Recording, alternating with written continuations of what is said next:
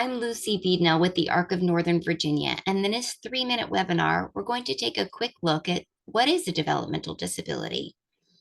First, know that people with developmental disabilities make up about 3% of the population in general, but that number can be climbing, and there's no one finite list of everyone who has a disability, and this information isn't collected on census or other really reliable data for adults. There are many types of developmental disabilities. Intellectual disability is one. Some other common diagnoses are autism or Fragile X syndrome, Down syndrome, or cerebral palsy.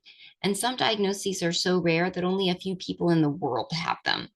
Someone gets a diagnosis through psychological testing that usually takes an assessment of someone's strengths and needs, as well as giving them an IQ score. When we look at how we actually define a developmental disability, it's important to understand that developmental disabilities, commonly called DD, can be either a physical or mental impairment or a combination of the two. They onset before the end of the developmental period, meaning before the person with the disability turns 22. We would be looking for signs that they onset before that age, even if someone isn't diagnosed until later into adulthood. There's no IQ minimum or maximum to have a developmental disability. Developmental disabilities are likely to continue throughout someone's entire life, and in almost all cases, they do. And to meet the definition for developmental disability, someone has functional limitations, needs notable help in three major life areas, like taking care of themselves, receptive and expressive language, learning new things, getting about, self-directing their life, their capacity for living independently, or economic self-sufficiency.